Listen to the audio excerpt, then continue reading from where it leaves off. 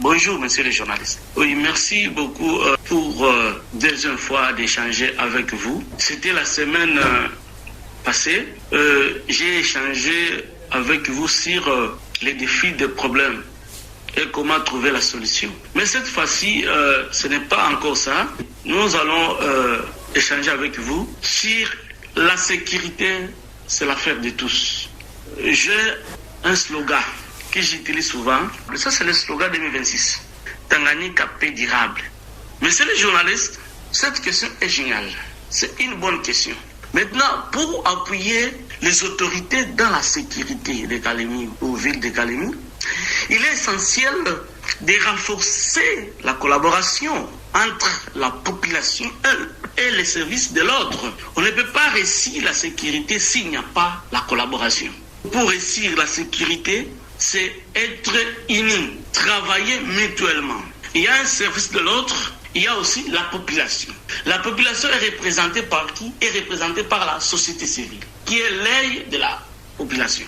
Maintenant, quand il y a une collaboration forte, l'ennemi doit fuir. Parce qu'il trouve que les gens sont unis. C'est difficile de les séparer. Laisse-moi vous dire, messieurs le journaliste, je vais d'abord épingler les actions concrètes pour une bonne collaboration avec les autorités.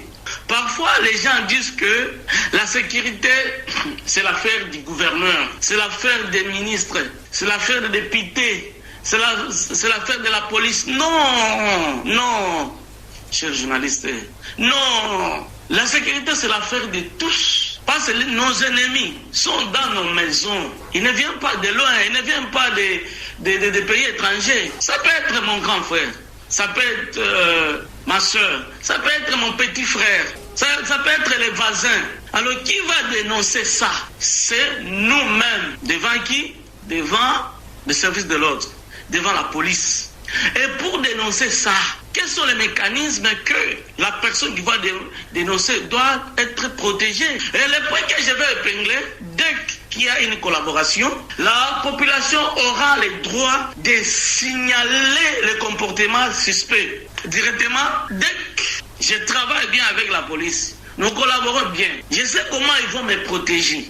Directement, dès qu'il y a un cas suspect, je signale. Ça, c'est la première action concrète, action à mettre en œuvre. La population doit signaler parce que nous travaillons en collaboration. C'est ce que moi j'ai dit, c'est ça même l'importance d'avoir les numéros verts à partager à la population. Je demanderai au service de l'ordre, au colonel ou au général de la police, de nous partager les numéros verts, les numéros que nous permettront à alerter quand il y a un cas suspect. Parce que je suis assuré avec une forte collaboration avec les services de l'ordre, avec la police, et quand il y a un cas suspect, je signale directement. Et il faut que les numéros soient vraiment à l'écoute. Et dès que j'appelle directement qui est l'exécution.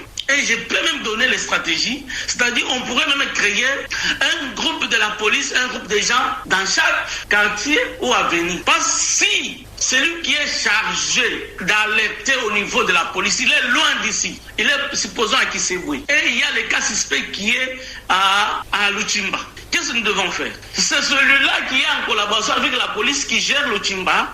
Il signale, moi je signale au responsable des numéros verts, celui qui gère, lui aussi à leur niveau, il partage directement le groupe de la police et qui est en Luchimba. C'est ce que nous voulons, cet enchaînement, cette communication, la communication là qui va nous permettre, nous la population, de faire les signalements.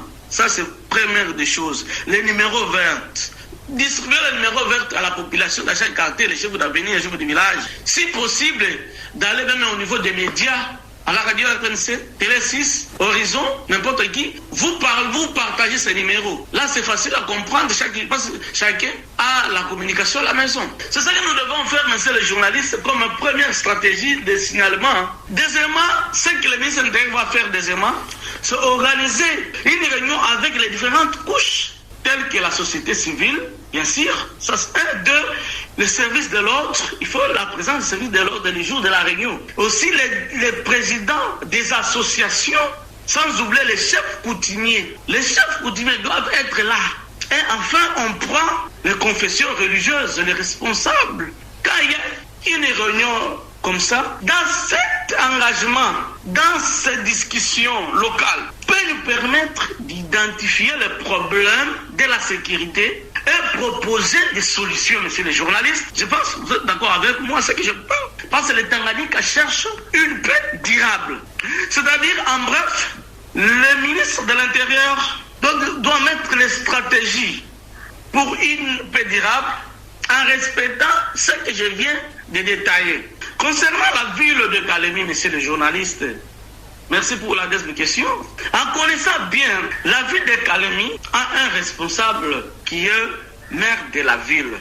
J'ai fait un cri d'alarme au maire de la ville d'assumer sa responsabilité en tant que le garant de la ville, en tant que le chef de la ville. Il a le commandement, doit assurer sa responsabilité.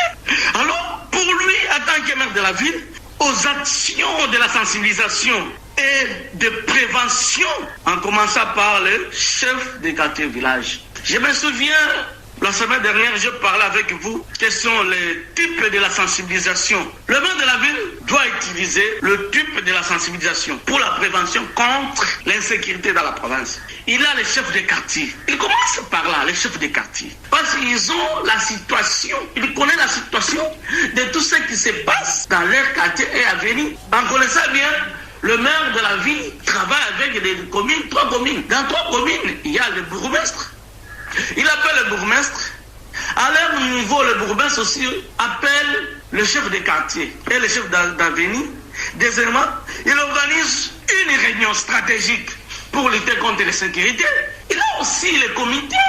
Il ne faut pas attendre ou crier tout ça. Éviter les cris d'alarme de la population chaque jour. Il y a les jeunes qui ont des stratégies à vous donner et directement, vous trouverez la réussite de la cause. Dans cette réunion, il peut envisager par une proposition. Par exemple, il y a manque d'éclairage public. Quelles sont les solutions?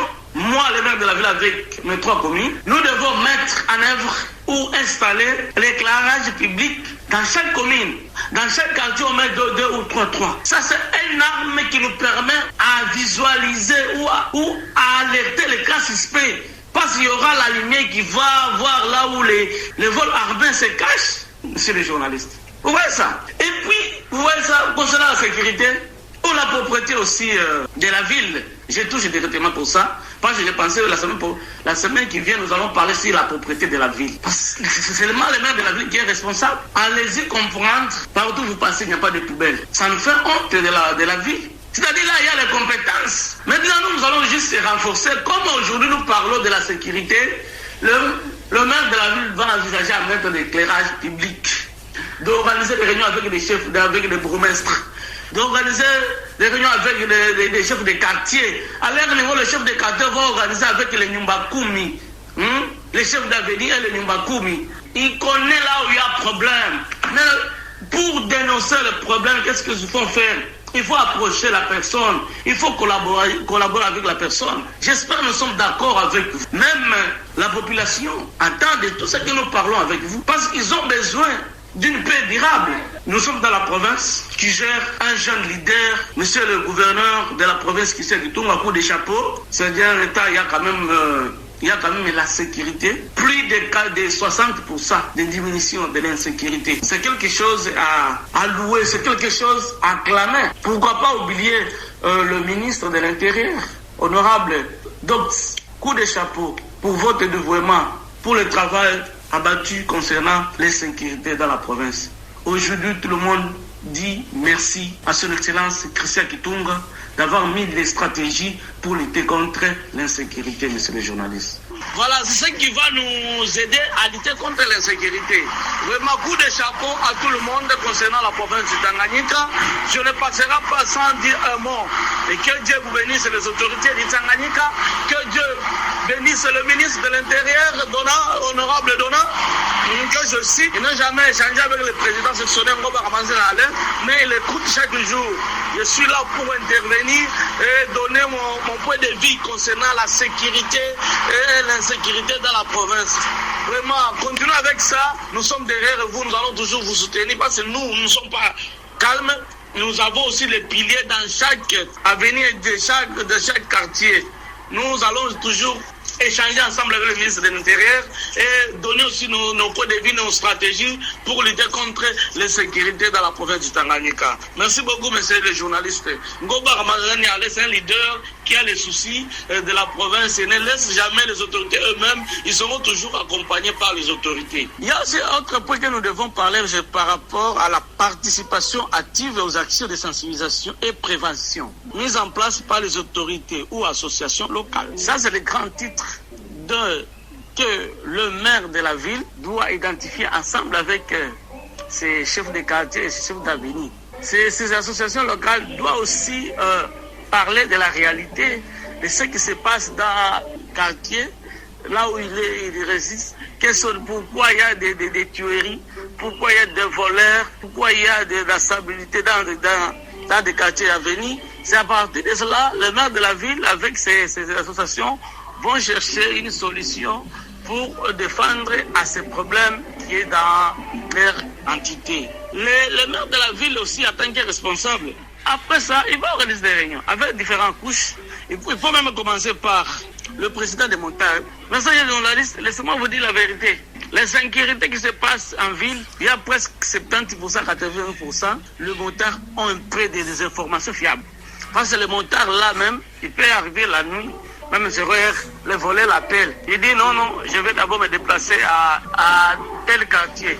Je te paye $50. Lui, il accepte. Tout ce que je vais faire, il se met à côté parce qu'il cherche l'argent. J'ai une fois échangé avec le président de montage, c'était à Kabalo. Qu'est-ce qu'ils m'ont dit? Est-ce que le ministre de l'Intérieur peut d'abord s'enquérir la situation avec les montages? Parce que les montages connaissent même des voleurs, les voleurs de l'armée. Les montages connaissent, il peut même nous citer. C'est une façon de chercher comment les protéger. Dès qu'ils dénoncent, comment tu vas protéger la personne. Aussi, parler aussi avec les confessions religieuses. Ce sont des responsables. Eux aussi ont la réalité de ce qui se passe. Même dans nos églises là. Il faut passer. Dans nos églises, il y a des voleurs. Les pasteurs connaissent que ce monsieur est un voleur. Mais les pasteurs, ces gens-là, ils donnent la dîme chaque jour. Il achète, il y a un problème. Il y a un problème dans l'église, il défend. Parfois, il construit. Est-ce que les chefs religieux peuvent accepter de sacrifier la personne qui est de l'église pour l'interrogation? Mais s'il est sensibilisé, s'il est informé, s'il est à côté des autorités urbaines, il doit dénoncer aussi les chefs coutumiers. Les chefs coutumiers connaissent mieux plus que les autres. Je me souviens, c'était en l'année 2006 qu'on avait fait une réunion avec les chefs coutumiers concernant les bandits, le coupure de la route. Quand on avait appelé les chefs coutumiers, on avait essayé d'échanger, ils ont donné des stratégies. Après une semaine, les chefs coutumiers ils ont dénoncé plusieurs voleurs. On l'avait attrapé et jusqu'à ce que les milieux étaient d'abord calmes. Ce sont des stratégies que nous devons aussi utiliser dans des associations aussi. C'est bon. Identifier aussi terrasse. Surtout les voleurs, pendant la nuit, il est dans les terrasses, il prend l'alcool, il fait tout en attendant si ça arrive à 22h, 23h, directement il part faire des gaffes. Quand vous parlez avec les responsables des terrasses, vous se mettez ensemble, vous donnez les lignes de conduite, ça nous permettra à évacuer ou à donner paix durable. Merci, monsieur le journaliste. C'est Ngoba Ramazani, analyste politique. Je dis et je vous remercie.